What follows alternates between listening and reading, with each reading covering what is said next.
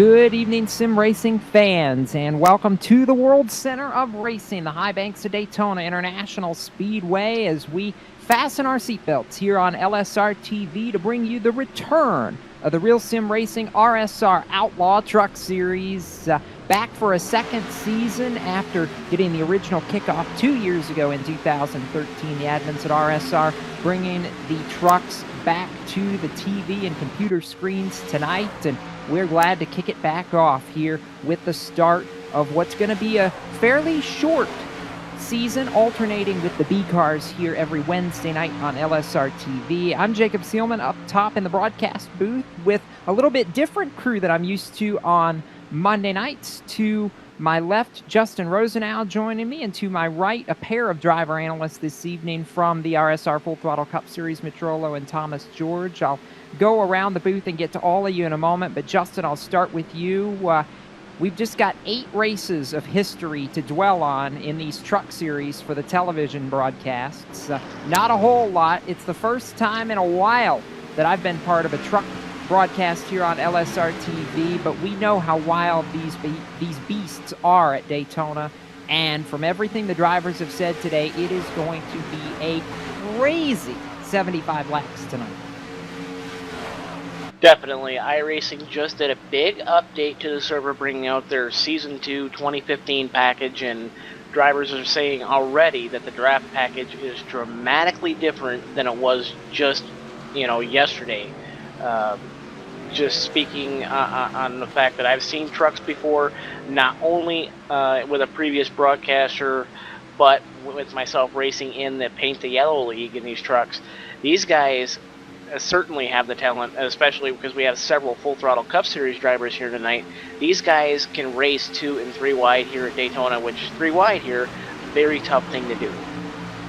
Yeah, we can see how congested this track can get in a hurry, and I know it's going to be a lot of shifting and trying to find your lane all night long. Mitch Rollo, you've done this at Daytona in the Cup car already this season on LSR TV. These trucks are a little bit of a different animal, and I know it's going to be a chaotic night. What are these guys going to be watching for this evening?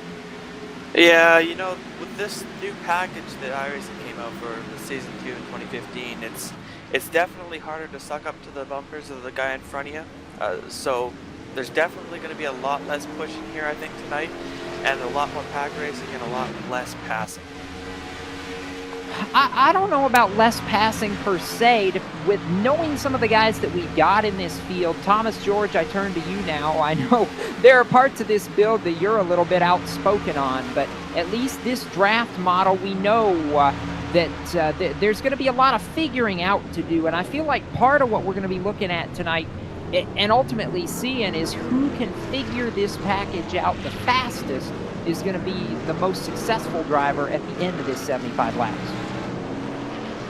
Yeah, I would agree with that. And Daytona, it doesn't matter what package you have as far as, aero or draft model or anything like that.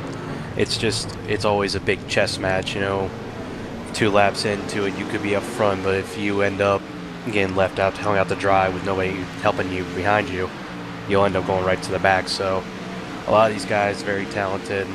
They race in a Full Throttle Cup Series as well, and they're going to be doing different strategies. Some are going to want to get to the front, some are going to want to ride around and wait for the big one to happen. But at the end of the day, it's just going to be a very long chess match, I would have to say. Justin, we talk about the chess match, and we talk about drivers having to be calculated, and really you gotta have some level of patience here at Daytona in order to properly set your move up and end up at the front towards the end of these races. We talk about being patiently aggressive all the time, or passively aggressive all the time here in this TV booth, and that really is a big part of this racing at Daytona, because there's so much planning, and even with this new draft model, you still are going to have friends. Exactly. You're going to want to plan your moves, and you want to make sure that you have that friend to go with you when you want to make that move. Dare I say, Jacob, we're going to return to the days of old where you're going to need a couple guys in a line to go with you in order to make that line move, really, which lends itself to great pack racing again. You know, we're talking days before the roof blades across the top of the old Winston Cup cars per se, say around circa 2000, Jacob. So really, what we're going to look for is look for the Cup guys to probably find each other in the race and use each other to get towards the front, or they're going to hang out in the back and then drive their way to the front, because they're pretty much using this qualifying session here, which is a group session, by the way, to kind of feel out how things are going to work in the truck, see how single file racing is going to work, and if they're going to pull away from a pack that stacks up behind them. Thomas, group qualifying can often get crazy. I mean, we see it happen all the time, but group qualifying also affords a lot of guys a decent chance to figure out their trucks, get it right, and you have the most opportunities possible to put up that good lap, and we've seen that so far in this qualifying session, seen that top spot change 5 or 6 times, and they continue to lower the mark. They finally got it under 46 seconds, so we're just seeing them get faster and faster as this session rolls on. Yeah, and there are obviously a lot of fans out there that aren't a fan of group qualifying. You know, a lot of drivers, I'm not a fan of it myself, but it does provide that chance to see how your car or your truck in this instance is going to handle in a line here. And with the obviously with the new package that we have, you need all the practice you can get to figure out, you know, okay, where's the air going to work? Is it going to work here? Is it going to work there? And I will say, if the package is as I don't want to say bad, but if it's as hard as it is right now to get suck up to somebody's bumper, you're going to want to get that good time to start off from, because if you're starting from the back, you're going to have a really hard time getting towards the front before, you know, the pit stops come in. And of course, the dreaded big one. We talk about that all the time. We always hope it never comes, but in the end, it always seems to on this service niche. For the guys, especially those who are going to be starting mid-pack, how nervous are you going to be at the start of this race if you're starting 10th to about 25th or so, and knowing that you're right in the middle of the hornet's nest when we kick this off? Yeah, it's definitely not where these guys want to be starting. And you know, if I'm them, if I'm the guy starting in the middle of the pack, I'm going to the front as soon as I possibly can to get out of that hornet's nest and out of harm's way, because it can end, or it can happen right or in an instant, just like that. So definitely, I think some guys are gonna try to be getting to the front quick here tonight. And talking about guys who are already at front, Justin, I'm looking at the top of the timesheets right now, and I know we got about 15 seconds to go in this qualifying session. A couple guys trying to put one more lap together, but I'm looking around the racetrack and not seeing anybody that's really hooked up, thinking that the 34, Sean Boundy, going to end up with the pole position for tonight's event, and seeing the checkered flag, so anybody this time that's on their lap can finish it. But Boundy looks like going to get the pole, and that's a name pretty new to RSR competition. Think this may be his first, matter of fact. Definitely, this is the first time I've seen Sean in the RSR series, so it'll be interesting to see if he can hang up front with the Cup drivers that are here in the field tonight. Also, you know, as I say this, there's several drivers I've seen in several of the RSR series, whether it be Asphalt Assault or the Full Throttle Cup series, definitely here tonight with a few new faces mixed in as well. Going to be an interesting mix of drivers here, and can't wait to see them get off the grid and see what they can do once the green flag flies. And in just a couple of seconds, we will take a look at that starting grid. Looking down the list here, trying to see, Dwayne Vincent is the only other champion, was the inaugural champion of the Outlaw Truck series back when it was first broadcast in 2013. He will actually start 34th tonight. Did not put up a time in qualifying, but on the pole, as we mentioned, it is Sean Boundy, Jared Comyow, alongside him on the front row, Matt Lacrosse and Rhett McBride, Justin, two of our RSR Full Throttle Cup series drivers behind them in row 2. In row number 3, you'll find Cup Series veteran Doug Roth in the 43. Outside of him will be the 67 of Stephen Waller. Another round of Cup drivers follows them in row 4. Row 4. Sorry, it'd be the 29 of Brennan Mercer and the 26 of Jose Gonzalez. Jonathan Cadell, who's a big fan of these trucks, starting 9th tonight for Steel Horse Racing. Cody Gibson rounding out the top 10. 11th and 12th, two more of our Cup regulars, Joey Jatina and Dan Murray. Starting 13th will be the 44 of Brock Hopkins, along with the 55 of Mark Bratcher, a Cup Series veteran as well. Nathan Robinson in the 22, he'll start 15th, and Cup Series champion and winningest driver in the Cup Series, Chad Cole, the number 8, he'll start 16th. The king of RSR going to have a goodly little number of cars to pass here tonight. Nick Cohan starting 17th alongside Jason Swan, 19th to Jamie Pitts, and rounding out the top 20 to 17, Bobby Wetzel. Starting 21st will be the 24 of Kevin Pearson, and in the 22nd spot will be the 37 Cup veteran Scott Simley. Fellow sim racer I've raced with in the past as well. He'll start 23rd, the 56 of Wyatt Wolf, and the 31 LD Sarabia, he'll roll off 24th. 25th, 26th, two more Cup regulars, Brian Harvey and Stefan Marinac. Kevin Linden, CJ LeVere behind them in row 14. Rolling off row 15, the 29th spot, 51, William Kemp, and starting outside of him, the 5 of Scott Granberg. 31 will be, 31st place, the number 10 of John Abbott, as well as the 3 of David W. Gibson. Rolling off 32nd, rounding out your field tonight will be the number 20 of Derek Hyatt, and the 13 of Dwayne Vincent in spots 33 and 34 respectively. The rest of the cars behind, not putting down a time in qualifying. James Thorndike going to actually be 35th, I believe. Ed Williams Jr. 36th. Keith Brooks Jr.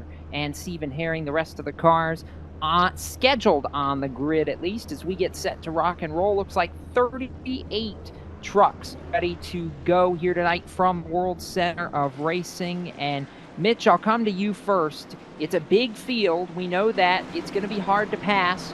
We know that. What are you watching for in these opening laps tonight? Definitely, I think there's going to be a lot of scrambling in these open laps. These guys, like I said, are going to be trying to get to the front of the pack and get out of that bee's nest or the hornet's nest. And I'm ready, man. I'm excited to see these trucks run.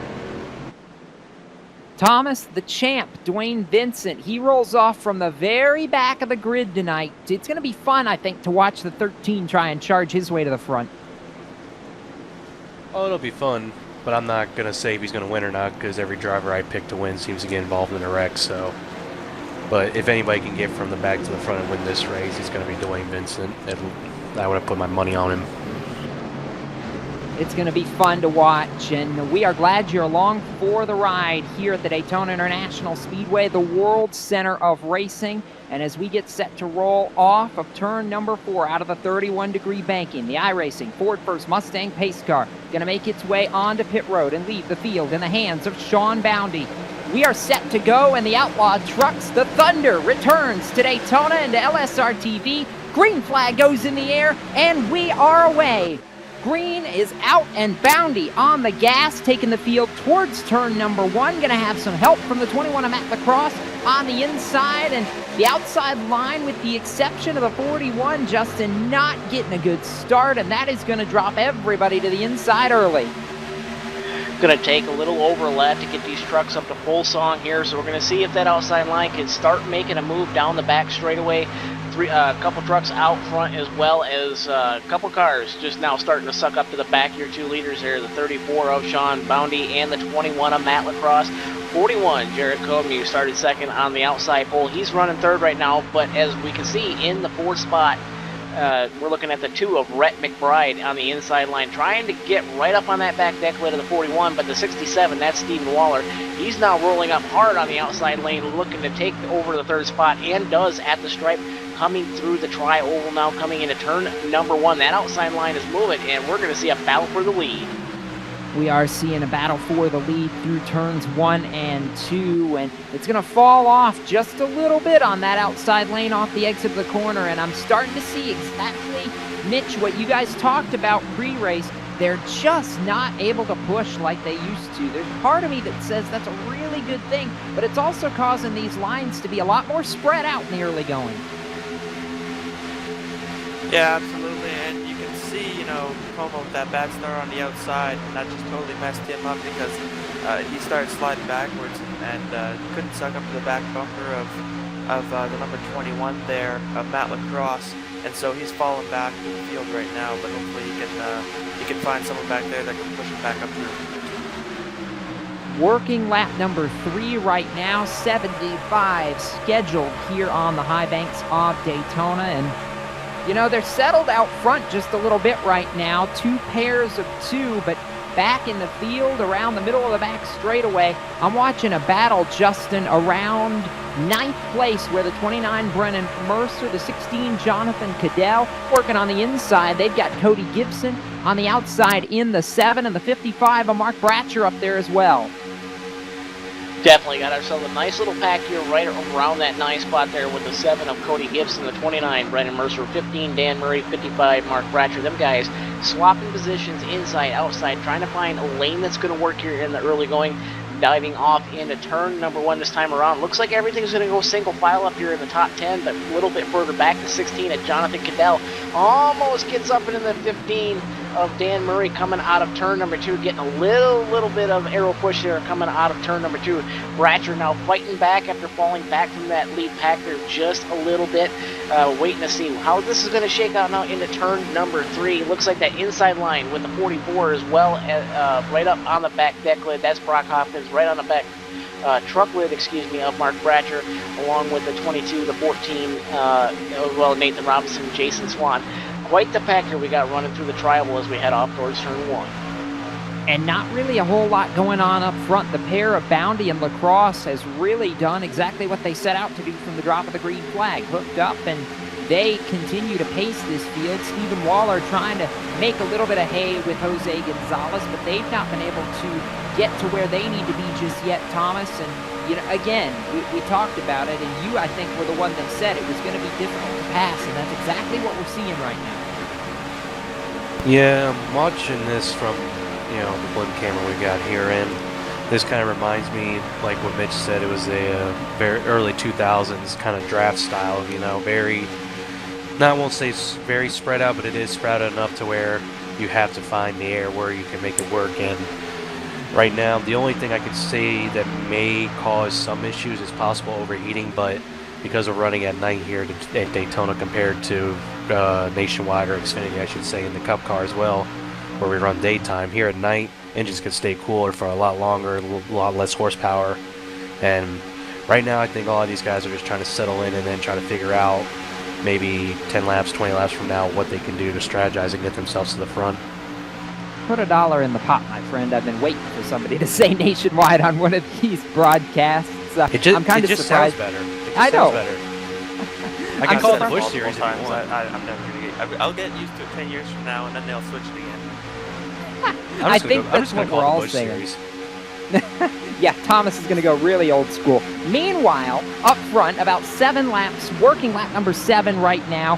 Comu, who started from the outside of the front row, has fallen back to about 8th position with the 55 of Mark Bratcher back there with him as we start to settle it out single file.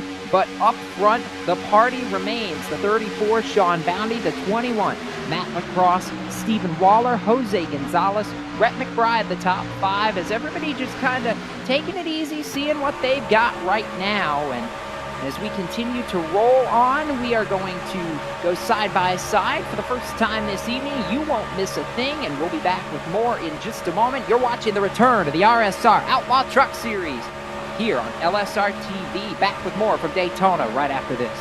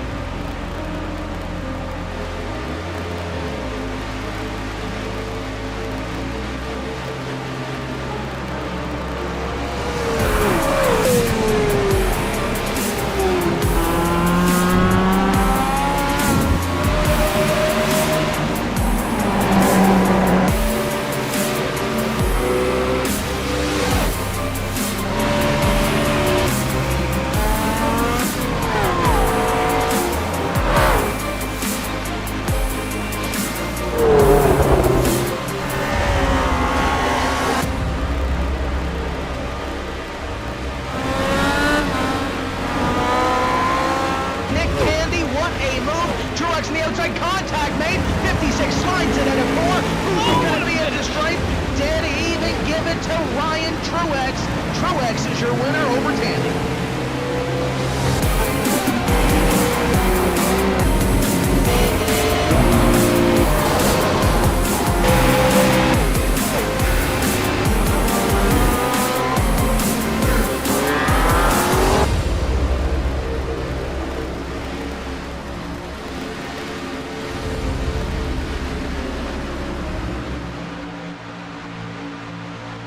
Welcome back to the Outlaw Showdown, the return of the RSR Outlaw Truck Series 2 live broadcasting. Jacob Seelman, Justin Rosenau, Mitch Rollo, Thomas George up in the broadcast booth here on LSRTV as we continue to watch the action from Daytona International Speedway. 12 laps going in the books when we get back to the line, and 34 trucks. Sean Boundy has led every single one of them to date with help from draft partner Matt Lacrosse, a veteran of the RSR Full Throttle Cup Series.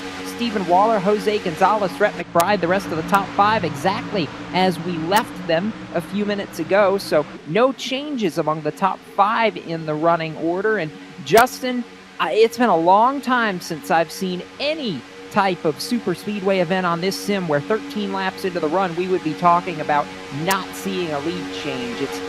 It's remarkable how radically different this build is compared to the previous draft model, and we're actually seeing that you can get 3, 4, 5 cars, get them lined, or trucks rather, get them lined up, and they can pull away like we've seen these front 5 or 6 trucks do. Back to about the 43 of Doug Roth, they're actually starting to pull themselves a little bit of a gap. Exactly, but you can see as the 21 of Matt Lacrosse gets a little hot, sticks his nose to that truck out a line there, you're going to see that these guys will now get a big run. The 67 of Stephen Waller and the 26 Jose Gonzalez, they're rolling up on them pretty hard, but right now it's not the wisest thing to do to see if you can stick your nose out there and try to take the lead. Everybody's staying single file right now coming into turn number 3, but as you can see a little bit further back there, the 41 of Jared Como and the 44 of Brock Hopkins, those guys were leading a second line of trucks up to the back deck lid of the 43 of Doug Roth as well. So, I mean, we're pretty much one big single file line there with guys getting shuffled out of line. And the guy that's getting shuffled out of line right now is, I believe, a 55 of Mark Bratcher. But Bratcher, I do believe, was blinking, but now gets back into line. So, pretty much single file now from first to about 20th or so, give or take a little bit there. Gonna have to see if these guys start experimenting around a little bit, trying to see if they can figure out when to time a run, especially coming towards the checkered flag. I'm looking at this, and Mitch, we talk about having friends, and 2 of your teammates at Boomtown. Whoa! Well, I'll save that thought for just a minute. Matt Lacrosse just got rooted out of the bottom lane, so no friends for Sean Boundy. Now he continues to lead, but Lacrosse is going to get hung out on the clothesline right here and drop back at least to 6th, maybe further than that. Now he's going to have a little bit of help for an instant from those 2 Boomtown drivers before they try to drop to the bottom, and now Brennan Mercer's going to split them up going down the back straightaway. So how quickly things change. And now, Mitch, I'll bring you in on this because I was going to make the point that your teammates were holding steady right there and looked like they were trying to work together in 7th and 8th, and now they're split up. So your friends are starting to be where you find them as people are finally starting to jockey a little bit. Yeah, and that's a tough break for Sean Boundy for sure up there, losing the 21 truck there. But I'm sure he'll find someone else to work with there. And you know, now with the 44 and the 41 Boomtown drivers getting split up there, they're gonna have to find some new guys to work with now. So definitely a bit of a roulette wheel tonight so far. I'm chuckling that I'm coming to you on this, Thomas, but are we literally seeing these guys be this patient, or have they basically been forced into a box right now where everybody wants to go, but there's just nowhere to go? I mean, I know you, and you're not the most patient guy in the draft by any stretch, and I'm literally seeing these guys sit here almost like they're twiddling their thumbs. I don't want to say they're locked in the box. I just think they're afraid to make any moves and put themselves in the back of the pack where they don't have a chance to get up there. from what I've seen so far, again, it's very reminiscent of 90s, 1990s, 2000, early 2000s drafting at Daytona and Talladega, where you see a lot of guys being patient, but you also see where you don't have the ability to push. So I think people want to try and get to the front, and I think they're just too afraid to try. You got two guys on the outside right now. I think that's the 41. I can't see who the other one is. I think it's Brendan Mercer, actually. It is. They're trying to make it work. I think they're experimenting now, but you can see right there, Brendan realized it's not going to go anywhere, so he dives back onto the yellow line there. I just think they're afraid to really do it.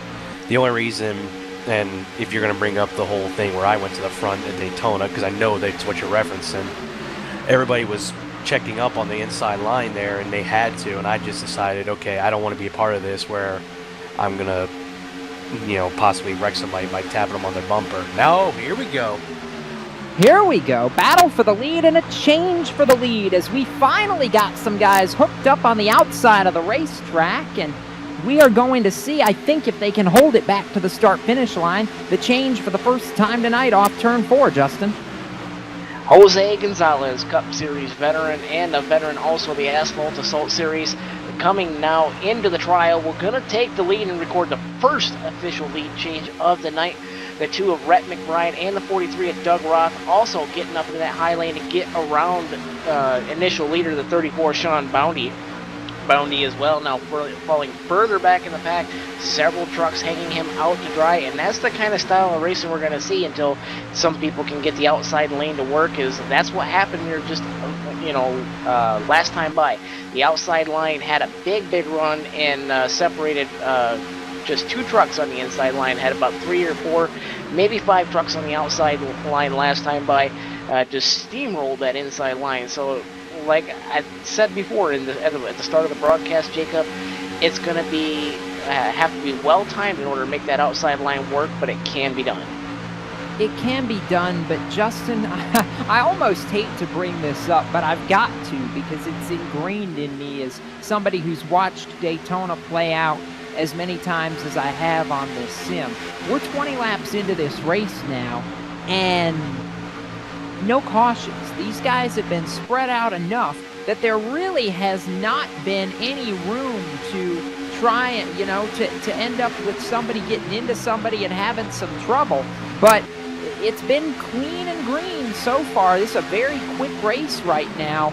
Is that going to be the norm, or are we just getting warmed up here as we see Brennan Mercer trying to make a move on the inside for the lead?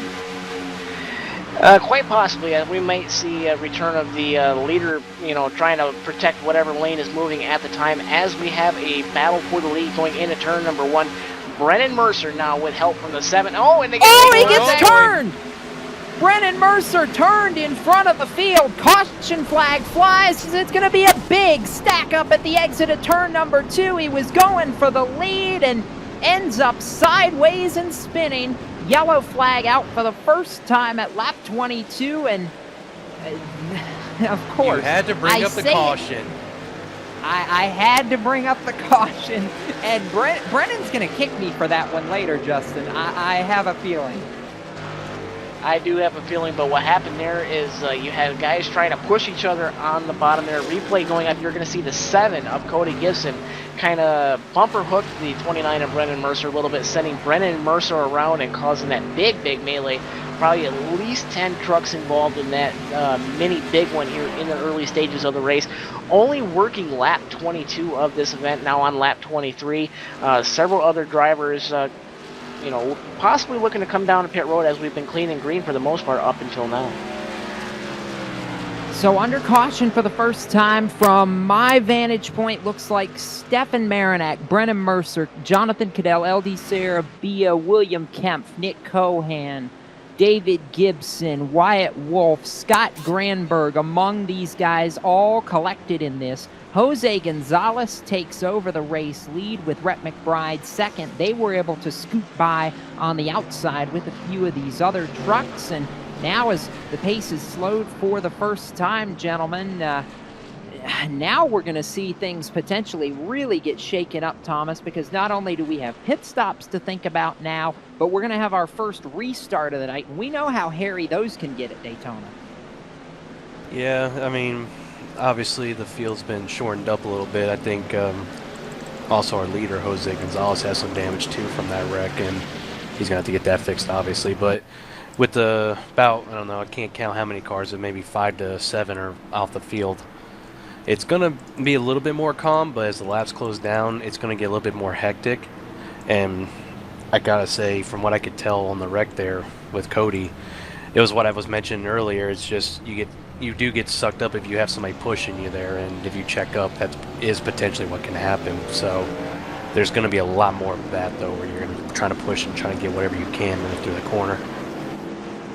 I think you're right. I'm watching Jose Gonzalez, and he stayed a little bit longer in that pit stall to get some damage repaired, and I think now we'll be able to go to a replay and get another look at this. And Justin tried to take one more look at it, but it was pretty cut and dry. Just a little bit of bumper hook like we're known to see at Daytona. You get the pushers, and sometimes it's just a push gone wrong. Exactly what happened with the 7, just ever so slightly, and that's all it's going to take here, especially in this draft package. Cars by themselves are going to be extremely loose to begin with here, and so just the slightest touch is going to send somebody around, and once you block off the 2.5 lanes that is Daytona, it's going to be the big one from there. Trucks in this case, piling in as well. So several drivers not too happy with each other as well in the early stages. I've seen Jonathan Cadell, Cup Series driver, complaining about what's called as ARCA brakes. Drivers not paying attention, just flat-footing it and trying to use the truck in front of them to stop. Oh, a problem that we've heard of so many times on this sim. The two drivers next to us know exactly what they're talking about. But right now, I believe CJ LeVere going to head down the pit road, and that is actually going to hand the lead to the 2 truck of Rhett McBride. And I think we can slide side by side for just a moment under this caution flag and be back with more from Daytona in just a moment. McBride leads with 24 laps complete.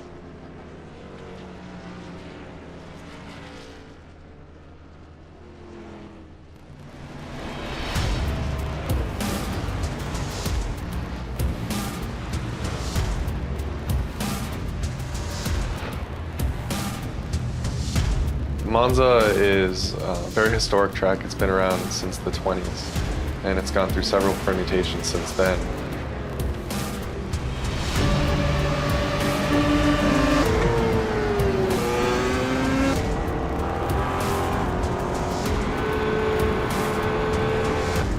We're also bringing forward a number of configurations. So there's chicanes that they've installed since the track's early days. So they can use original, very high-speed configurations of the track where the cars would just blow through where the chicanes are today, or they could use a more modern version.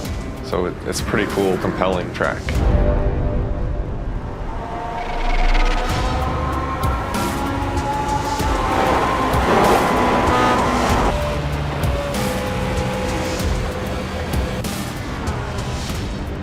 The unique thing about Monza is it has a road course, but it also has a high-speed oval. And that high-speed oval can be run by itself. The Grand Prix course can be run by itself. And they also can be run together in a combined circuit, which is very unique and special in motorsports.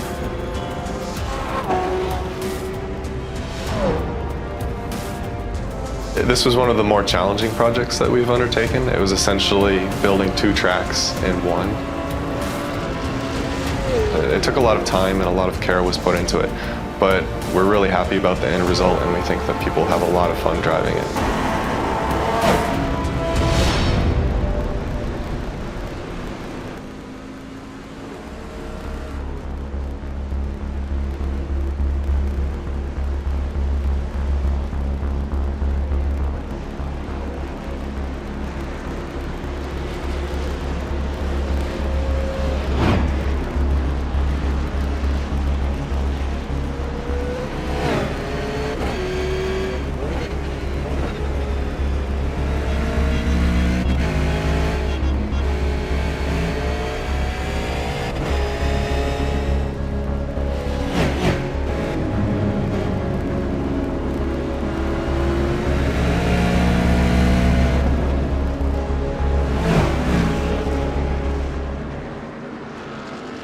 Welcome back to LSR TV and the return of the Outlaw Truck Series to RSR. Jacob Seelman, Justin Rosenau, Mitch Rollo, Thomas George in the broadcast booth as we get set to go back underway after the first caution flag of the evening at lap 22. Brennan Mercer getting tagged by the 7 of Cody Gibson, spins in front of the entire pack and collects about 13 trucks in the aftermath. Rhett McBride, the first truck off pit road, and assumes the race lead for this restart. And Justin, as we get set to roll, it's a whole new cast of characters at the front of this field, and that's going to make this restart pretty fun to watch.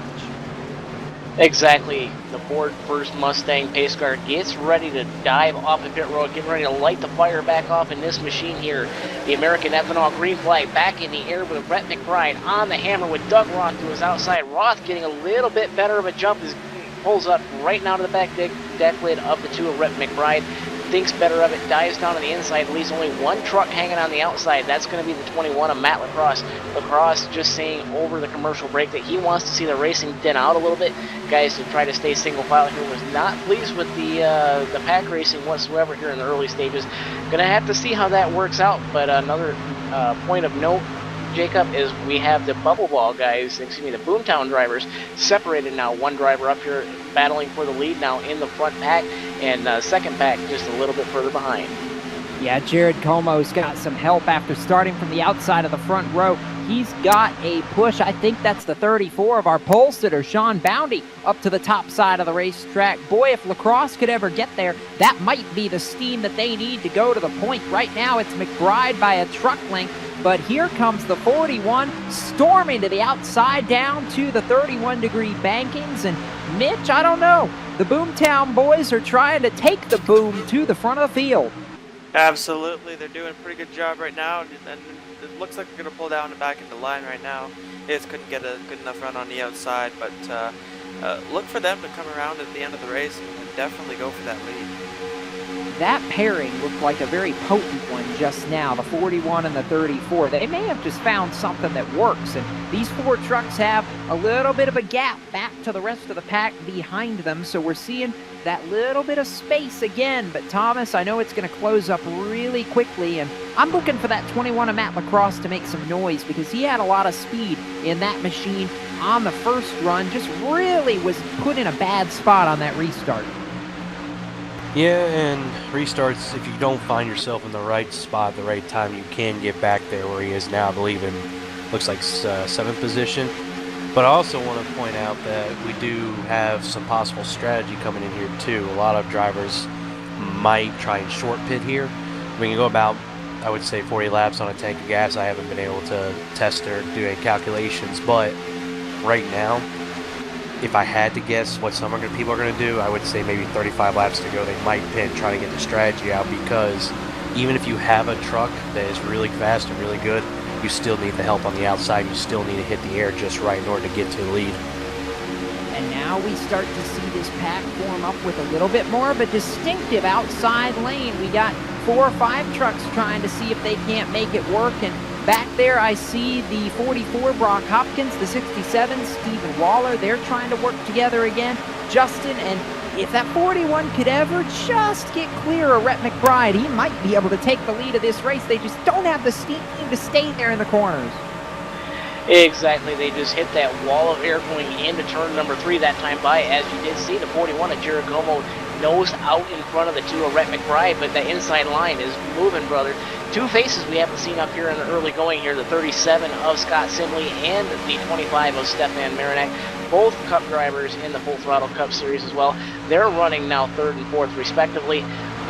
These guys on the outside line not giving up, now getting a line of 4 trucks now getting up there with the 67 of Stephen Waller pulling up to the 34 of Sean Bounty, your pole sitter for tonight. Gonna have to see if they can get that outside line rolling, but as we see that inside line coming in the super stretch. Yeah, that inside line's where you want to be, I think, at least for right now. You get 6 or 8 trucks on that outside lane and you can make something happen. But I think as we saw in that very first lead change of the race when Gonzalez, McBride, and Mercer came to the outside, it takes about 4 trucks stacked up on that outside lane, Justin, if you're going to be able to steamroll the leaders. You just don't have the drafting power to do it 2 by 2.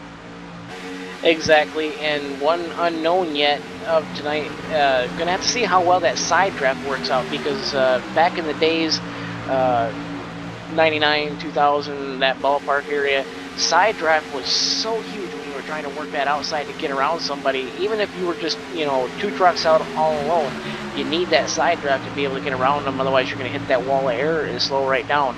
Not quite, the slingshots of the 1980s, but it can be done, especially if you figure out how to work that side draft. So Thomas, as we watch these guys start to spread out again, 4 trucks, then 5 more trucks, and then a gap back to the rest of the field from about 15th on back. Everybody kind of laying in wait once again, being a little bit more patient. I'm sure after these guys have seen the first big one of the night, they're content to just ride for a little while and try not to tear up any more equipment than we've already wrecked this evening. Yeah, after seeing Cody hook Brandon Mercer there, I would have to agree with you on that. I think, like I said, I think they're going to just wait on the pit strategy to play out. I don't think you're going to see a lot of challenging for the lead. I think, and you can obviously see just how spread out the field is. Eventually, if it stays single file, they'll all close up back together. But I think at that point, there's still nobody going to be brave enough to even test the outside unless they know they have about 3 or 4 cars behind them to try and push them to the lead. But it's going to be hard to do that because right now, Revan Bryan and Doug Roth up here, they are just pulling away. They are trying to pull away. They've got that truck length gap back to Scott Sinley and Stefan Marinac. And Justin, you and I have watched all 4 of these guys on Monday nights. And, I wasn't prepared to say at the top of this broadcast that experience is key, but as we're seeing it play out, well, experience is key. The top 5 guys, include Matt Lacrosse in that, are all full throttle Cup Series drivers that run the RSR competition on Monday nights as well. So we're seeing the cream really rise to the top. And that's really no different in any of the top NASCAR series, whether it's the Sprint Cup, the Xfinity Series, or the Camping World Truck Series. In real life, you're going to get, the Cup invaders coming, and those guys are usually going to rise towards the top unless something dramatic happens, like, say, Earnhardt Jr. in the Nationwide blows a tire and gets in the wall, then, you got a junk car. But caution on the speedways. Well, we'll get that updated for you in just a moment.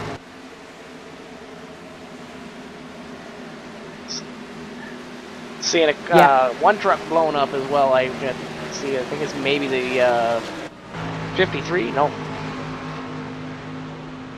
While we're trying to sit here and ascertain, Kevin Pearson, the 24 machine. Nice call on that, guys.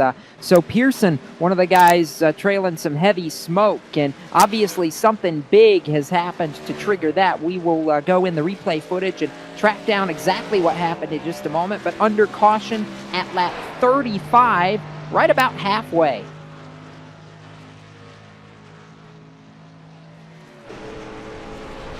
Yeah, going to see on the replay here in just a moment when it's available. And you see here on the replay, the 24 of Pearson gets bumper hooked by the 81.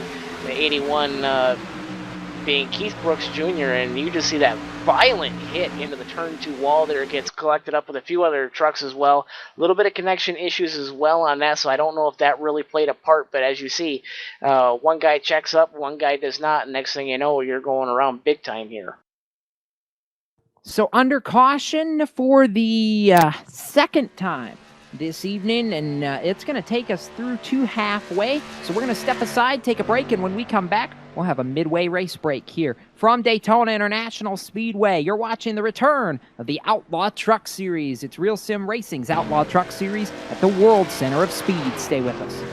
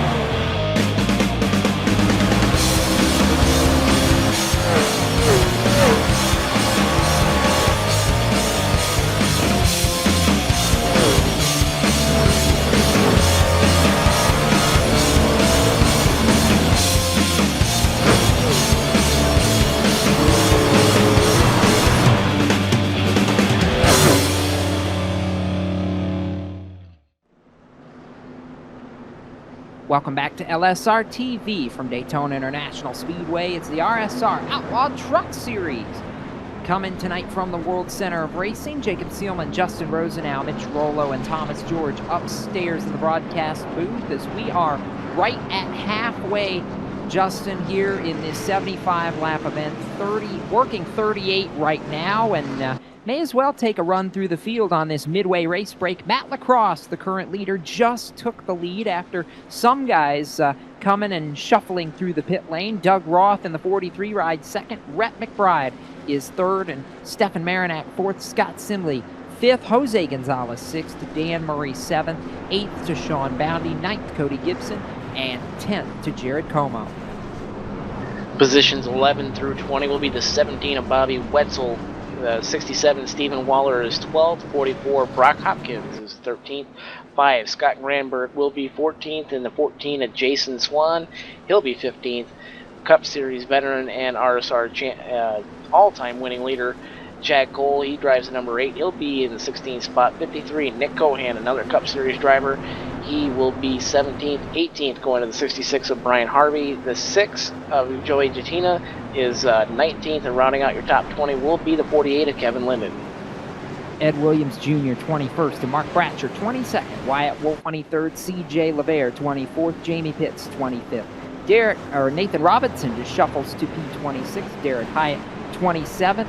John Abbott rides 28th. David Gibson 29th. Keith Brooks Jr., the last car on the lead lap, in 30th. 2 laps down in the 24. 31st is Kevin Pearson. And then I believe the rest of our 36 truck field out of this race tonight. William Kemp, Brennan Mercer, Kemp's still on the racetrack, but 8 laps down, severely wounded truck. Brennan Mercer, though, James Thorndike, Jonathan Cadell, L.D. Sarabia, all out of this race, caught up in the big one on lap 22. That's a look at where your favorite driver may be running during this midway race break here from Daytona International Speedway. And Thomas, we look at this, I'm curious, because now we've had a caution and we're going to be coming to a restart shortly where we're past halfway. A lot of guys came down pit road. Can you go the distance on fuel from here?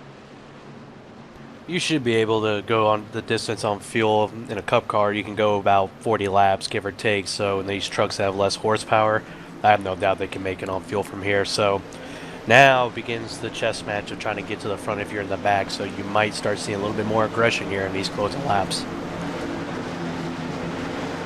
So as we get set to roll, lights out on that iRacing Ford First Mustang pace car, and it is going to get ready to make the hard left turn back to the safety of the pit lane and leave the field in the hands of the 21 truck of Matt Lacrosse. And our second American Ethanol green flag restart of the night. Lacrosse gets away, and we got one car through the grass coming to the green flag. Update, I believe that is the 14. That's going to be a little bit further back in the pack. That's going to be Jason Swan. Swan sitting backwards now in the trial. We're going to, no caution on the speedway because he's off the racing service. Replay going up. Don't know exactly what happened there on that restart, but I believe somebody must have got into the 14. That's going to be the 53 of Cohan. Nick Cohan, Cup Series driver, getting into the back of the 14, spinning him around in the infield, and tough luck for the 14 because there is no caution.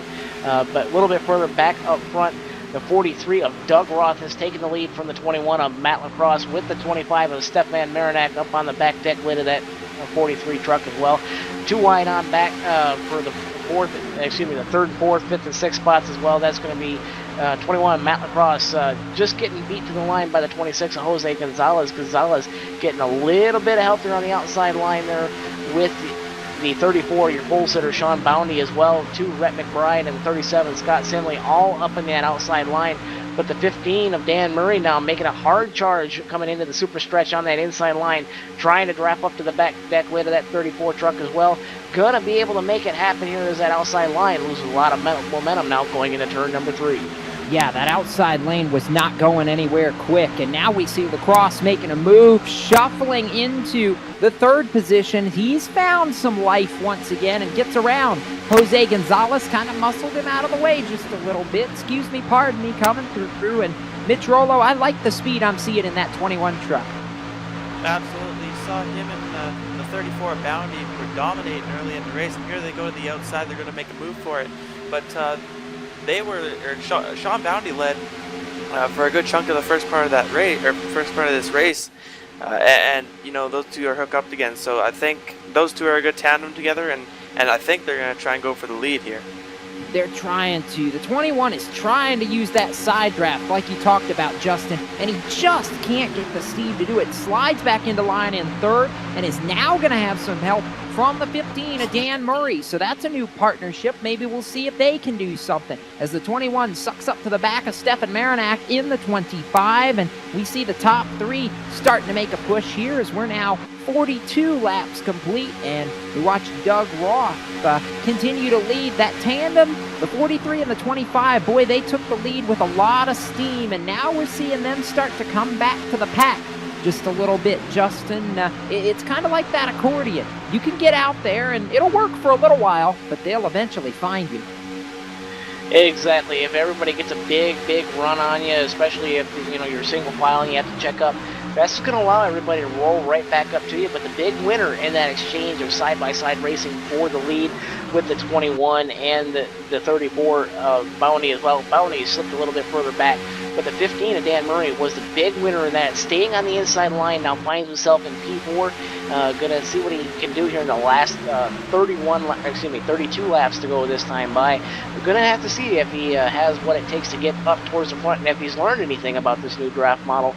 Time will only tell. Jacob here, as everybody pretty much single file on the racetrack here for about the first 12-15 positions or so.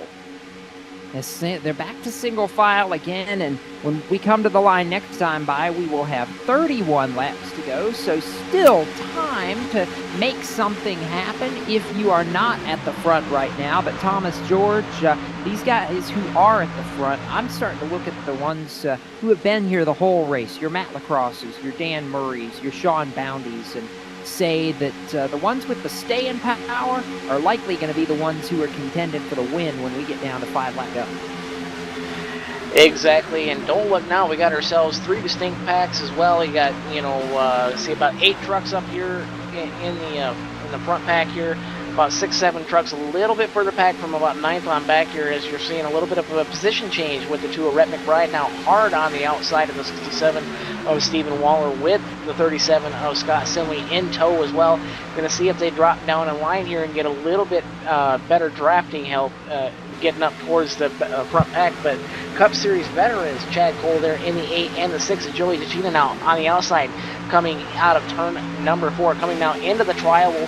These guys, certainly veterans, now starting to make their way up towards the front of the field as well. Lap truck as well. That's going to be the 51 of William Kemp up, getting out of the way of everybody. Smart move by Kemp here. He does not want to interfere with these guys here. We've already seen a little bit of respect issues here with guys running into the back of each other here in the early stages. And that's 20, 55, and 10 get into it, and caution flag's going to fly here at lap number 46 and put us back under it. John Abbott's there, Mark Bratcher is there, Derek Hyatt is there, and as we'll get a look at this in a minute, but oh boy, I think the 4 CJ LeVere may have gotten a piece of it too, Justin.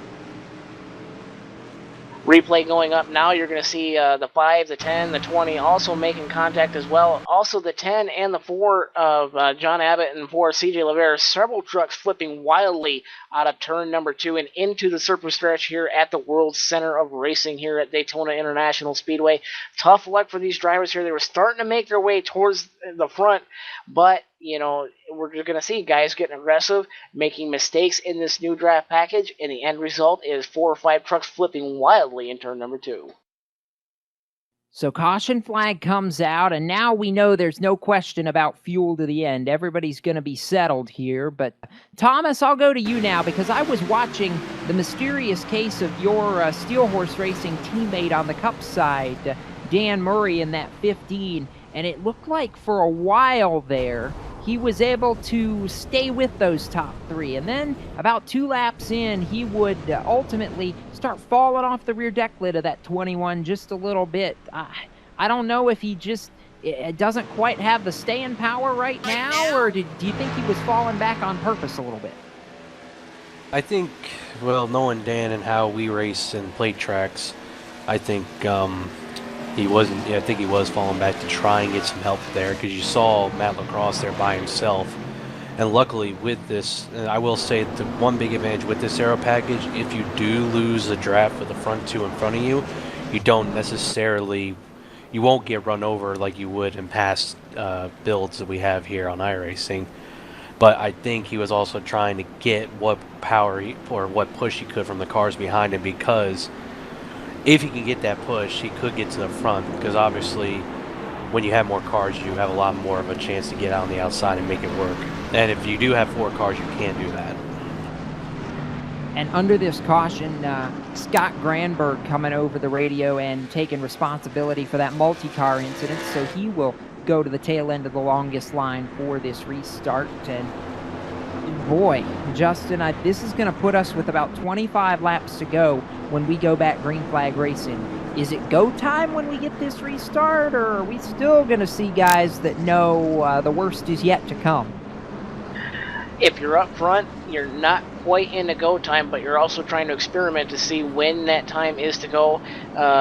From my experience of watching the old Cup Series, 99, 2000, back in what I feel is the glory days of NASCAR's popularity, you would see guys starting to make their move with about 3 or 4 to go if they wanted to have any chance at getting up towards the front for the win.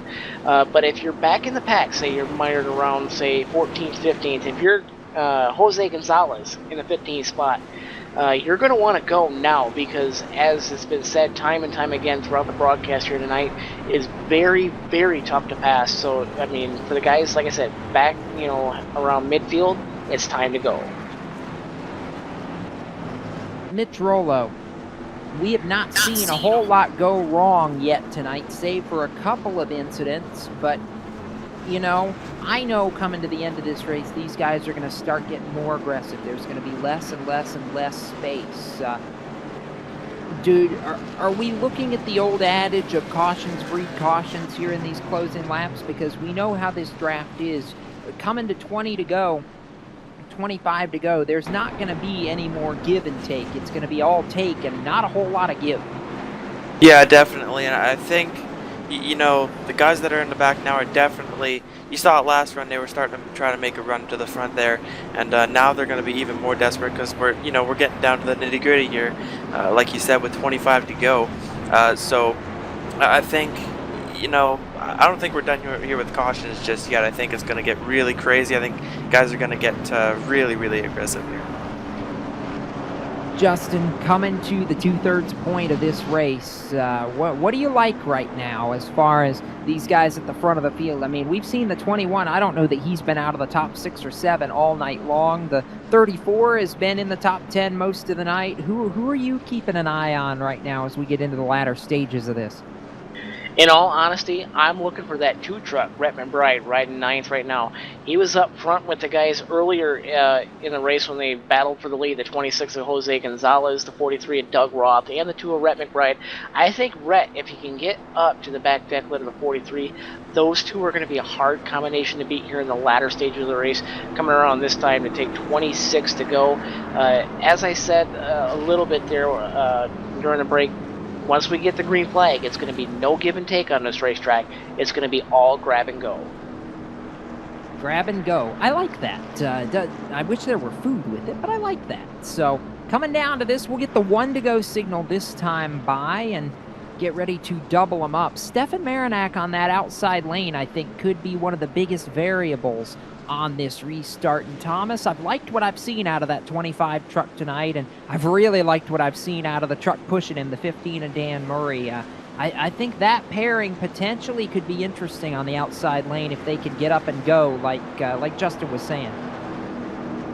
Oh, it's a possibility. Marinak, he's had a couple of races this past year where he had a chance to win. Obviously, Atlanta last week, a couple of nationwide. There's $2. Xfinity series race at Atlanta as well last year. There was a couple he could have won, and Dan's in the same boat. He's had a couple races slip by. But the thing is, if they're going to win this, they need to get the help from the outside. 2 trucks isn't going to be enough to get them to the front. Hey, Thomas, if it's any consolation, you're not Brad Keselowski, who said it, I think, 7 times on the Fox Sports 1 broadcast last week at Atlanta. I'm a Gorn fan, so I don't know who Keselowski is. All right, Justin, let's gear up for this, because we're going to have 25 laps to go when we get the green flag. It's about to get fun. Yeah, about fixed ready to rack them, stack them, and smash them, and all kinds of other adjectives we can throw at it here. We're working the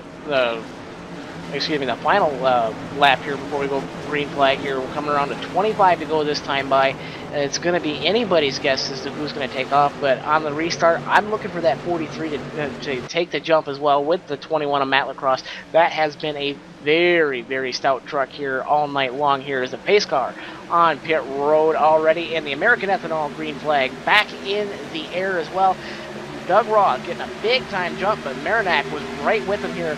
Those two work together. Marinak now dives down to the bottom as well, leaving just one truck on the outside as well. That's going to be the 17 of Bobby Wetzel. Wetzel, tough luck for him. He's going to have nowhere to go. It's like somebody put a parachute on the back of that thing as well. Your front 4 trucks all single file. That's going to be 43, Doug Roth, 25, Marinak, 21, Matt Lacrosse, and the 15 of Dan Murray as well. Those guys all nose to tail with the second pack of 7 of Cody Gibson, 34, Sean Bounty, your pole sitter for tonight. The 2 of Brett McBride, and the 41, that's going to be the Boomtown entry of Jared Como. Yeah, and that brilliance of the front 4, I mean, it almost looked choreographed, Mitch.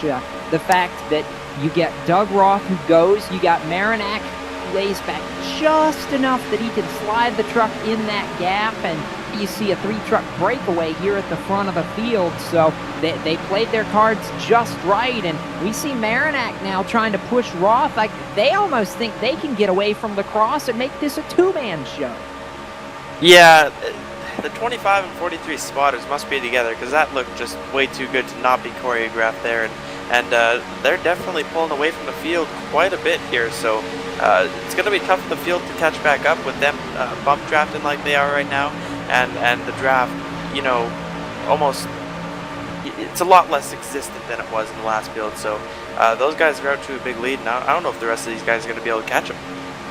How many times have we heard that out of a tandem like a McMurray-Harvick or a Boyer-Harvick over the years in the Cup Series? They've jumped out to about a 6 or 7 truck length advantage. 3 cars battling around the 3rd spot. Lacrosse, Murray, and Cody Gibson going at it. Lacrosse and Murray side by side. The 21 down on the bottom and the 15 up top. Justin and Dan Murray, I think, going to take that 3rd spot into 3. Dan Murray now hard out front of the 21 as well. The 21 falls behind now. The 7 of Cody Gibson move Lacrosse back to the 5th spot, as well as now there's a big line of cars and almost big trouble there. The 6 of Joey Jatina gets moved around by the 8 of Chad Cole. Jatina saves it, but now they fall 5, 6, 7 car lengths now off the back of the 41 of Jared Como. No mistakes can be made right now in this kind of race where you need to have every single lap possible to get back up to these leaders. But as I say that, these guys still about a half second out front.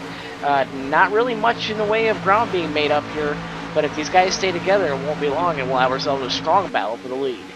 Yeah, if that line can stay together and they would all go to the outside, they could blow by these 2 cats at the front of the field, Thomas. We've seen it takes that many trucks to try and work their way to that top lane to get it to come in, and they've got enough of a run, they might be able to do it here in about another half lap or so. Yeah, they're coming, and the only question is Dan and Cody, are they going to jump to the outside here and try to get it, or are they going to wait until maybe 5 laps to go to get it? But if you know, that's the fear of it. You know, I mentioned that earlier as what again, and it's just somebody's got to be willing to make that move, and he's got to have 2 or 3 trucks with him in order to make it happen. And I think that's the thing. Everybody's just waiting. I think they're going to wait until that 5 laps to go mark to even try and make that kind of move. That's a fair point. I don't know that we know what everybody's got yet, because I think everybody's saving a lot. And another variable that we've got in this is the fact that the 15 and the 7, Murray and Gibson, are teammates at Steel Horse Racing. So we know they're going to try to work together if they can. Exactly, and Cody did have that little incident with Brandon Mercer, but he didn't luckily get damaged or anything like that. And We've seen that, over at Steel Horse, we've been able to do that with a lot of plate tracks, or at least the ones we've been on this year and some of it last year, even though I wasn't a part of their team with that. But they have, over at Steel Horse, they have a really good continuity as far as what to do with plate racing. And Dan Murray, he's just a very patient driver. He doesn't rush into it. He bides his time, and right now he's been doing that all race, and look where he's sitting now at third, right behind Marinak and Doug Roth. And Mitch, I continue to think about the fact that we're going to see you guys back on track in about 5 days' time. And I know it's always fun for us as the guys who aren't normally in the driver's seat to have you guys up here with us. But it really doesn't help you guys any in this case, because you can take absolutely nothing of this into the Cup Series race on Monday night at Phoenix. Absolutely, and with that new rules package coming out in the Gen 6 cars, with this new build, it's definitely going to be interesting to see who comes out on top with it. I've done a little practice with it, and to me, we got a car going down on the apron there, and a big Here we go. Yeah, they got together. And we're all wrecking. Gibson's in it, and that started way ahead of him. He and Dan Murray and Lacrosse, they were all going at it. Caution flag flies here at lap 57, and 15 and the 7 were trying to draft together, and everybody kind of came together all at once fighting for third, and it spun Cody Gibson into the pack and collects another swath of trucks. Cody hooked him. He did it again. Second strike, he's not as lucky this time, Justin. Exactly. The 34 Sean Bounty got involved as well. Going to look at the 41 of Jericho as well. Replay going up. You're going to see what happened here. The 15 of Dan Murray gets down onto the apron, comes back up in the line. So that's going to be on Dan Murray. Gibson not necessarily going to be charged with that bumper hook, but a close call for the 8 of Chad Cole. Just barely gets around the spinning truck of Chad Como. Good driving job on Chad Cole, and that may be the good hands move of the race there if he comes on to take the victory tonight. I've been waiting for somebody to mention like that, and Cody Gibson just came over the radio and said he'll take responsibility for that one, keeping it off his teammate in the 15. So we will wait to see how this shakes out. But 58 laps going to go in the books. Doug Roth, your leader. We're going to take care of some business, and hopefully when we come back, we'll be able to go green flag to the finish here at the World Center of Racing. Doug Roth looking for his first Outlaw Truck Series victory at Daytona. Back with the thrilling conclusion on LSRTV right after this.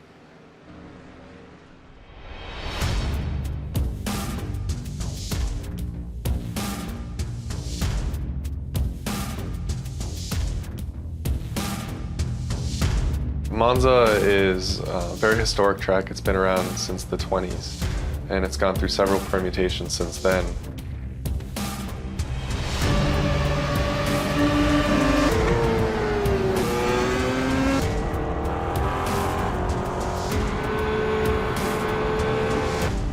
We're also bringing forward a number of configurations. So there's chicanes that they've installed since the track's early days. So they can use original, very high-speed configurations of the track where the cars would just blow through where the chicanes are today, or they could use a more modern version. So it's a pretty cool, compelling track.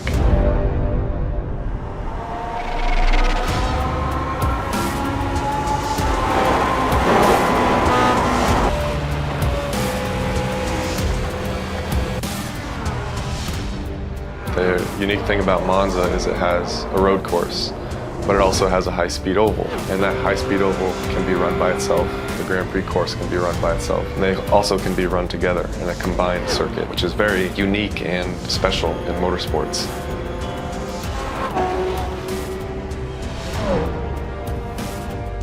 This was one of the more challenging projects that we've undertaken. It was essentially building two tracks in one.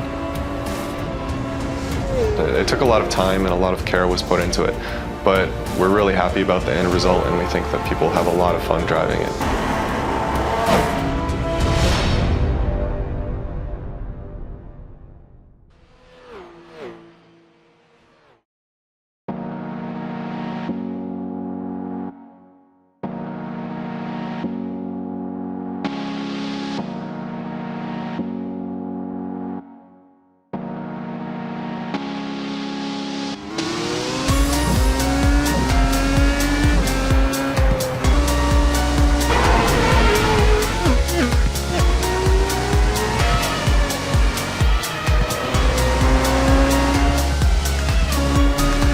cars are lined up on the grid. The RSR World Championship Grand Prix Series. We are underway. They all come down into turn one for the first time.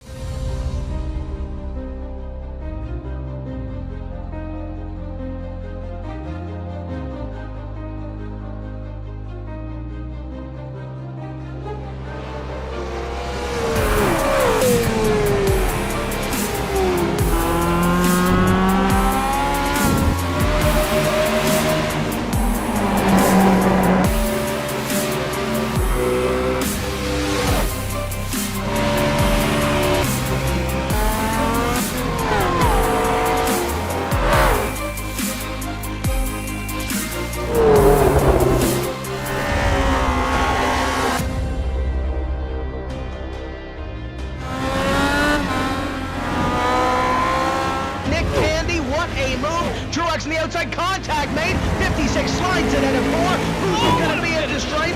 Dead even, give it to Ryan Truex. Truex is your winner over Tandy.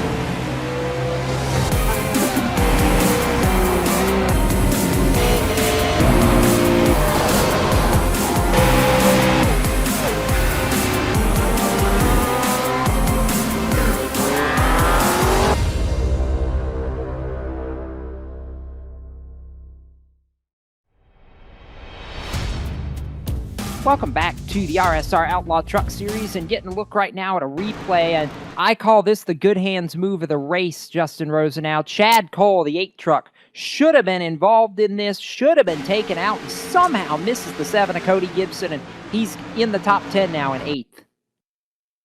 Exactly. He just barely dodges the 7 machine of Gibson.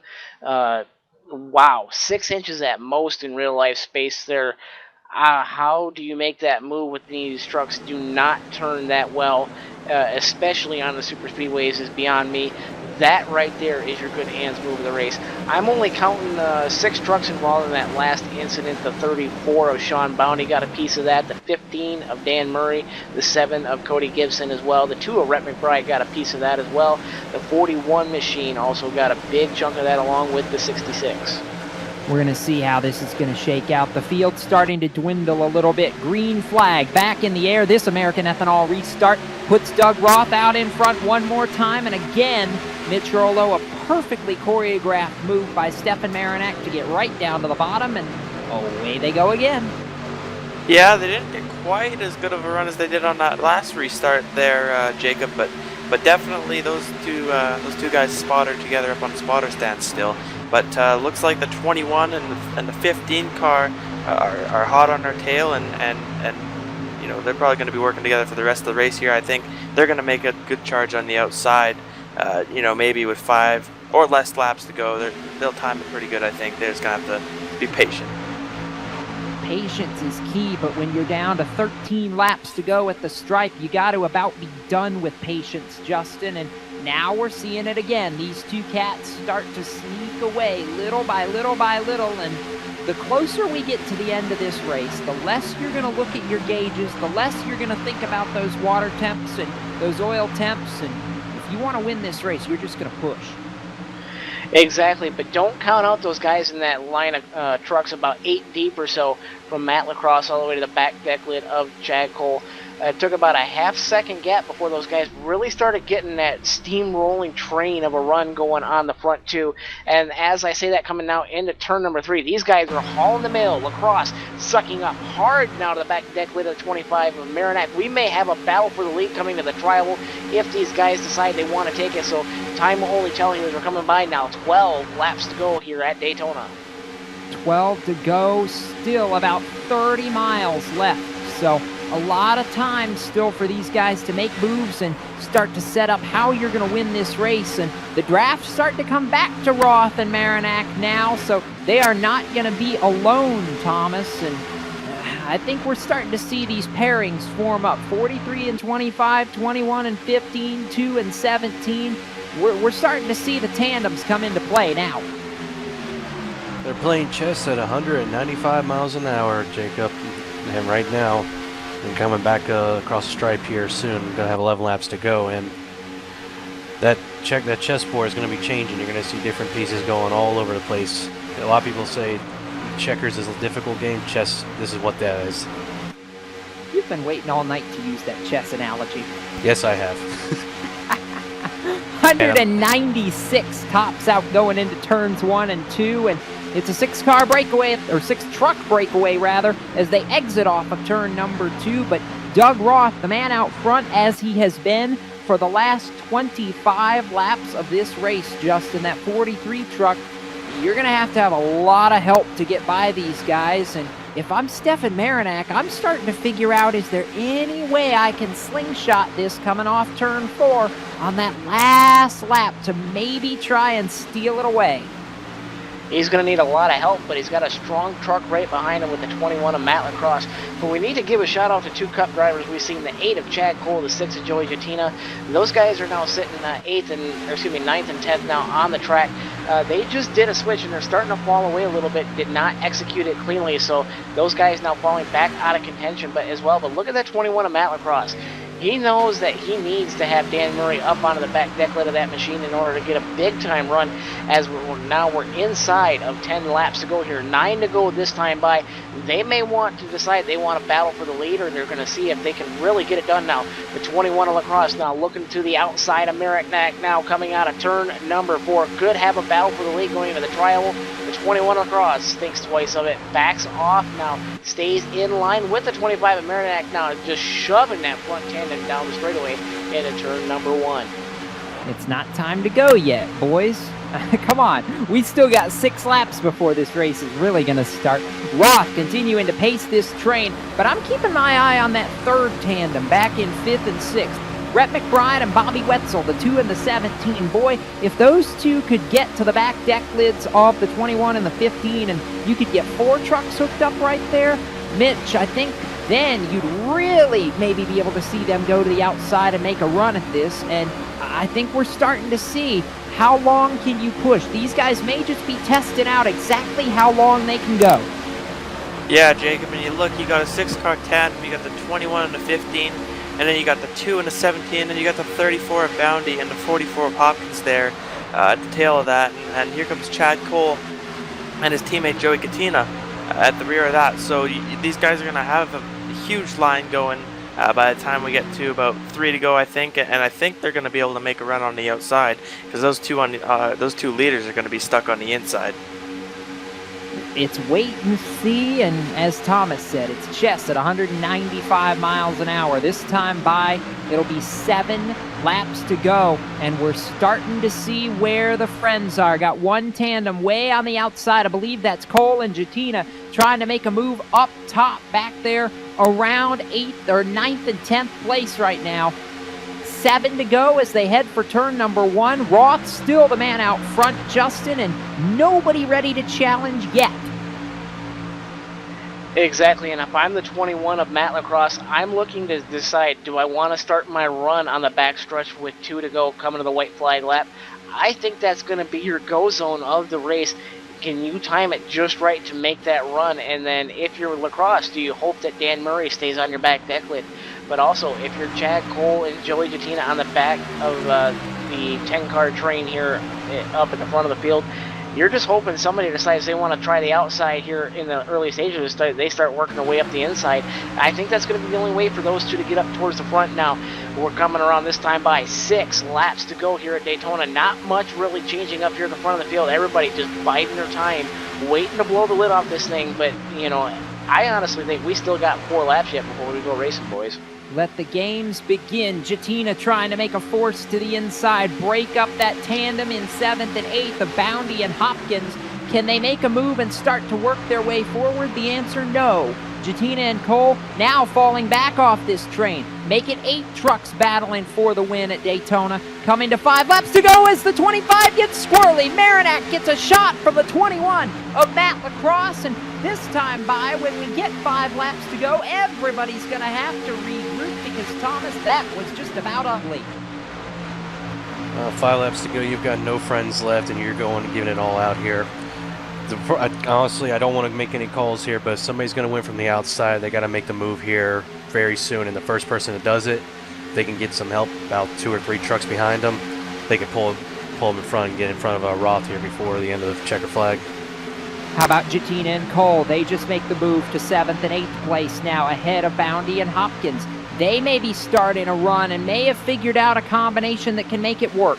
10 miles to go when we get back to the stripe, Mitch, and everybody's trying to pair up now. It's about time to start playing the drafting game.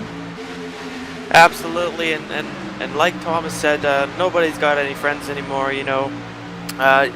If they can't get a run on the outside on the last lap there, Jacob, look for that 25 to pull to the outside of the 43 and go for the win here. You know, when it comes down to these last laps of these plate tracks, definitely it's every man's for himself, whether you're teammates or not. So it's bound to get exciting real quick. Somebody's going to have to force the issue, and somebody's going to have to do it soon. We're inside that range now where if these guys get to playing too hard, a caution would end this race. Jatina to the outside with Chad Cole pushing as they work through turns 3 and 4. This time by 3 laps to go as the tandem of Marinak and Roth starts to pull away again while we've got them side by side for 5th on the outside. The 25 pushing the 43 away. Don't count out the 21 on Lacrosse. He's saying, now's the time I want to make that move. The 15 of Murray shoving that truck now. Buck drafting hard now into turns number 1 and 2. They're starting to make that steamroll of a run now, coming out of turn number 2 into the super stretch here at Daytona. What can they do? Gap is now about 5 truck lengths right now. What can these guys do? The 2 of Rhett McBride, the 17 of Bobby Wetzel, they're just staying in line trying to provide help to this train. You're going to see what happens here in just a couple laps now. 3 truck lengths now coming out of turn number 4. 2 laps to go here at Daytona. And here comes the battle, and we start to see the 15 and the 21 coming back now. Down the back straightaway, I think we were talking about it. That's going to be when we start to play this game out. 5 miles away from victory lane, Doug Roth looking for his first Outlaw Truck Series triumph, and he's got 4 guys behind him that want to try and spoil that party. Roth trying to do whatever he can to keep everybody behind him. Marinak just glued to the back deck lid of that machine. Lacrosse now starting to try to separate himself to try to get a mini run. Coming around to the white flag next time by. What does Lacrosse and Murray have for the front 2? You stop looking at your gauges at this point, Thomas, because now it's go time, and if you're not hooked up, you're not gonna be hooked up. Right now, you can look at your gauges or you don't have to look at your gauges. I think right now Murray and Lacrosse are just a little bit too far back here. You can see just a couple of car length gap there. I think this is going to come down between Doug Roth and Stefan Marinak. White Silk went in the air that time by. Final lap at Daytona. Bailout down the back straightaway. Justin, it's all or nothing now. What does Lacrosse have? What does Marinak want to do? Marinak, does he want to win? Does he want to ride around and push Roth to the win? Time will only tell. Half a lap to go here at Daytona. Lacrosse now making that hard charge now. Looking to the outside, turn number 3. Here we go. Final time through the 31 degrees of banking. I don't know that Marinak's close enough to make the slingshot off turn 4. Final time down to the start-finish line. Marinak looks up high. Lacrosse to the inside. Side by side to the line. Doug Roth wins at Daytona. Takes the season opener for the Outlaw Truck Series here at the World Center of Racing. 4/100ths of a second. And Justin, Marinak was just not quite close enough at the end of the super stretch. He had to get back to Roth's bumper, and I feel like that may have been the difference. That definitely was the difference, but don't count out the effort by the 21 of Matt Lacrosse. Lacrosse dived to the inside, almost tried to make it 3 wide, almost dipped below that double yellow line, which is a big, big no-no. Strong effort for that 21 truck as well, but all credits to Doug Roth holding off all challengers in the waning laps. What a drag race we had here coming out of the short shoot and turn number 4 down to the trial for the finish. So it's Roth with the win. It's Marinac second, Lacrosse, Murray, and McBride the top 5, and the top 3 within a tenth of a second at the checkered flag. Roth going to celebrate. We'll be back with more as he burns it down. The post-race show coming up after this. You're watching LSR TV, and our congrats out to that 43 truck. We'll hear from him in a moment.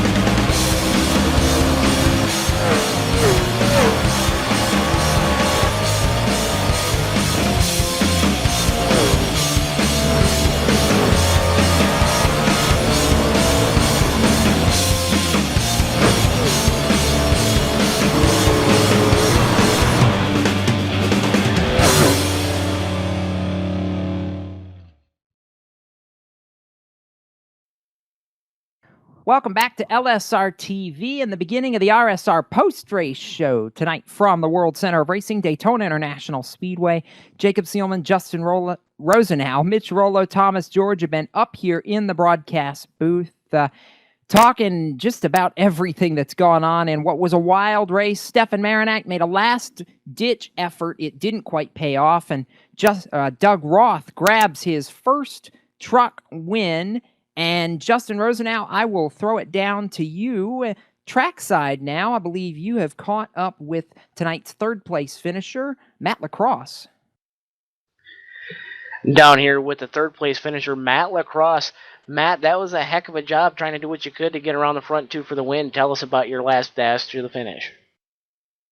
Well, unfortunately, this new aero package is really not any fun to race. Other than I didn't have any teammates up there. Chad and Joey, my teammates, were working with each other in the back, so I was kind of all by myself. And I know that Stefan and Doug are teammates, and they race a lot together. So they were probably talking and getting their restarts timed out. So I was pretty much racing for third. I mean, I tapped the brakes so many times to try to keep Dan close to my bumper so he could push me, but it's so hard to keep behind somebody now. So honestly, I was just holding on for third. I knew that there really wasn't anything I could do to try to catch Stefan or Doug.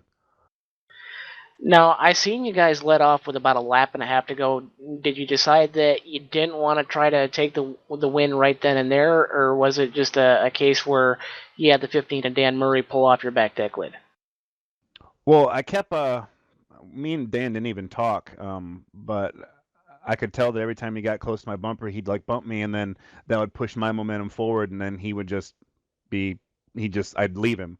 So I'd have to drag the brake and get him close. And I believe if Dan could have tried to pass me, I might have been able to push somebody because I was pushing really good.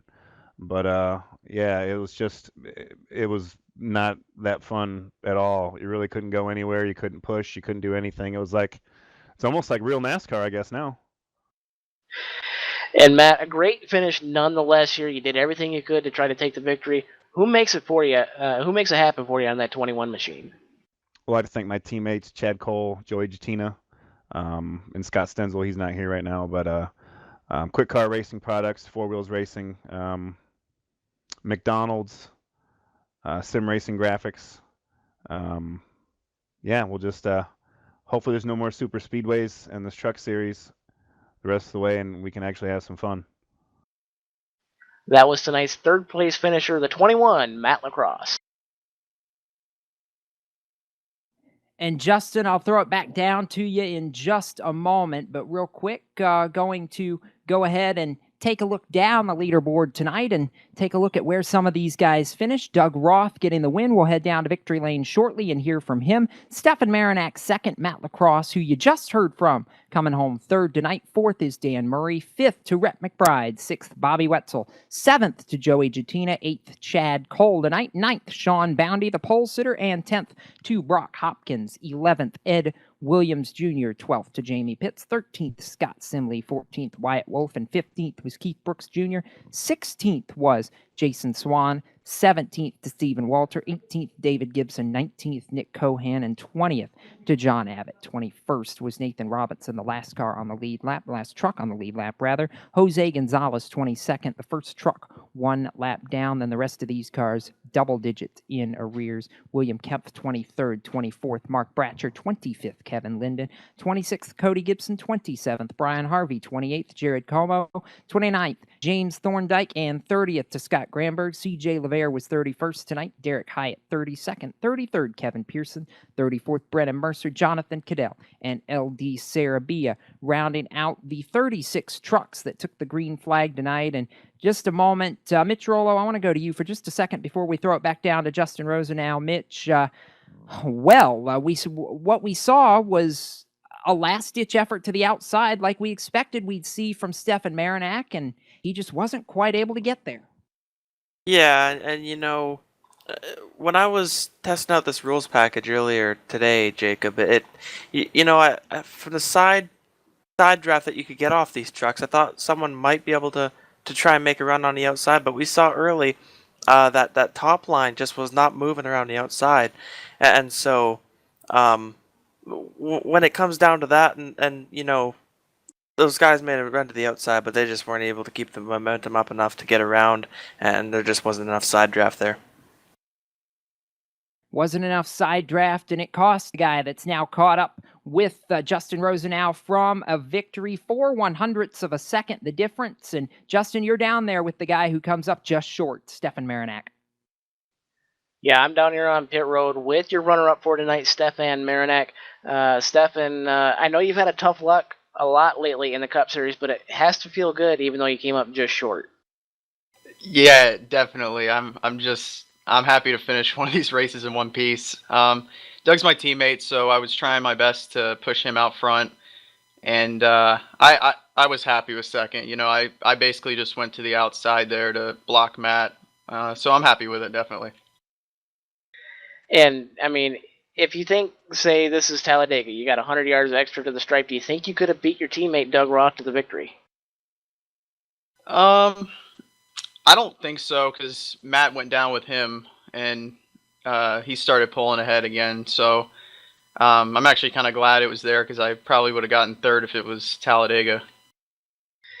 Anyhow, Stefan, a great effort nonetheless. Let's get your opinion on the new draft package. Do you think it's just as horrible as what we've been hearing from a lot from the other drivers here tonight? It's interesting, I'll say that. I mean, like, if you want to go forward, I started in the back, and basically what I found out is if you want to go forward, you have to let off of the gas and get someone to push you, and you basically have to go 3/4 throttle down the whole track, and it's weird, but you can still do the 2-car tandem. It's just I don't understand why it's in the trucks, because in real life I don't think the trucks are like this. I think it's just the Cup cars, but it's interesting. Nonetheless, Stefan, it's been a great finish for you. You know, you certainly got a lot of TV time, and for all the right reasons, I might add. Who makes it happen for you on that number 25 entry? Well, Mach 1 Racing Graphics. Check us out on Facebook. ITSR, RSR, all my teammates, Axo Sanitary, the Meatball Company, and you guys at LSR. That's your runner-up tonight, Stefan Marinak in the 25, and I'm going to send it down to Jacob Seelman now, who's standing in Gatorade Victory Lane with tonight's winner.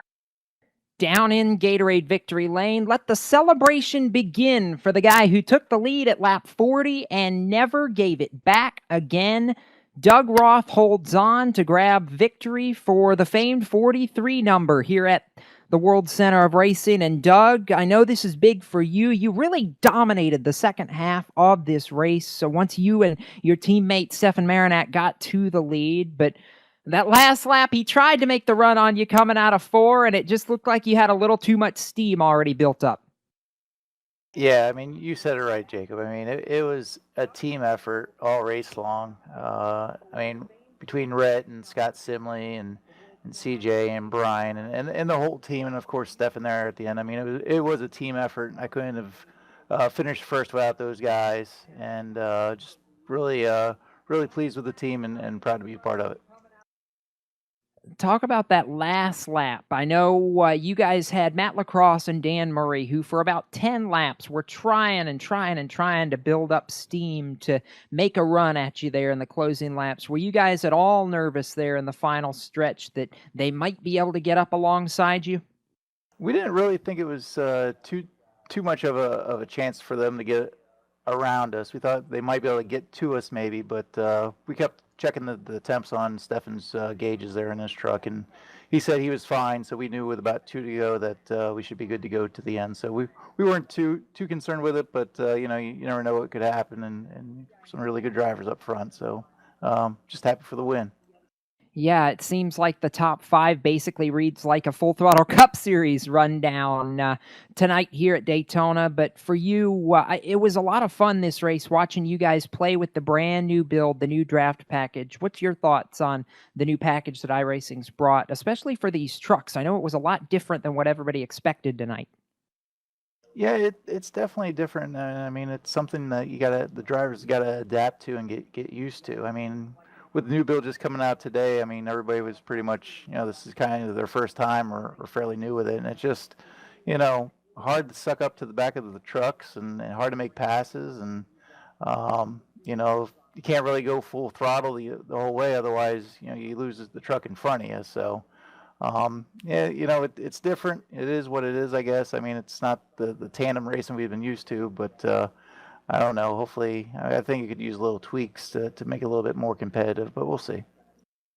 Well, Doug, I know it's a big night for you guys. Can't do it by yourself. Shout out sponsors. Who makes it happen for you and the 43 crew? Well, I first want to thank my mom. She always watches and cheers me on. My wife for letting me do it, and my son. Of course, my teammates on the Wolfpack, Brian and CJ and Jose and Rhett, Scott, Stefan, and Kevin Linden, Mach 1 Graphics, RSR, you guys at LSRTV for putting on a fantastic broadcast. I think that's pretty much it. I mean, this is our first RSR televised win ever since my tenure in RSR, which is about 3 or 4 years now. So, second win overall, first TV win. So we're really happy tonight. That it is. First win in the Outlaw Truck Series. And Doug, I know it's a moment that you guys will remember for quite a while. I'll go celebrate with the Wolfpack crew, and congratulations, you finally made it. Thanks so much, Jacob. Appreciate it. And great job, guys. Justin, I want to throw it back up to you now. Boy, it was a wild night. We definitely have seen a lot. And, you know, the ending may not have been quite what we expected, but I still feel like this was a really entertaining race. Yes, it was an entertaining race nonetheless, but you alluded to this. We were expecting maybe just a little bit more as far as maybe a run from, you know, third place on back, but, you know, lots of new options being explored in this new draft package, and time will only tell. Maybe the next time we visit a plate track, it's going to be a lot more interesting, and who knows? We may have pack racing 3-wide just like the Cup guys did at Daytona. So who knows? It's still a work in progress, I know, for all those guys up at iRacing headquarters. Mitch, I'll go to you next. You and Thomas will both see you on Monday night for the Full Throttle Cup Series race from Phoenix. Know you guys are all looking forward to that, but definitely appreciate both of you taking some time up here tonight because had a lot of fun with it. Absolutely, I appreciate you guys inviting me up here, and I had a lot of fun. I hope we get a chance to do this again because it definitely was a lot of fun chatting with you guys up here and calling the race with you. Thomas is going to be an old pro at this soon. You're taking the old Bass Pro scheme, hunting on Monday night, trying to maybe get a win in the desert, perhaps? Yeah, we're going to go and get on it Thursday, Friday, try to get the car right and get used to the tapered spacers that are in the Cup car now. A lot less grip, and it's going to make it interesting to see who can figure it out first, but I feel confident because I always run well at Phoenix. I know Mitch, he's up there as well, and there's a lot of talented guys, so it's going to be a pretty good fight, I would say. Should be a good race on Monday for everybody. And if you are a new face to watching the Real Sim Racing and RSR family of series, check back with us here at LSRTV on Monday night, same time, 9:30 p.m. Eastern, when the stars and cars of the RSR Full Throttle Cup Series take to the Jewel in the Desert Phoenix International Raceway for 200 kilometers of action. That all starts again, 9:30 p.m. Eastern, right here on LSRTV Live. And right now, we're going to wrap it up from the World Center of Racing. Has been a lot of fun calling the return of the Outlaw Truck Series to Sim Racing Broadcast TV. And for Justin, Mitch, Thomas, Brennan, and John over in the RSR booth right next to us, and of course our LSR executive producer Laura Lawson, I'm Jacob Seelman. Sim Racing fans, keep it off the wall until we meet again, and we'll see you next time on the web. Good night from Daytona, and congratulations, Doug Roth, the winner of Outlaw Truck Series race number 1 for 2015.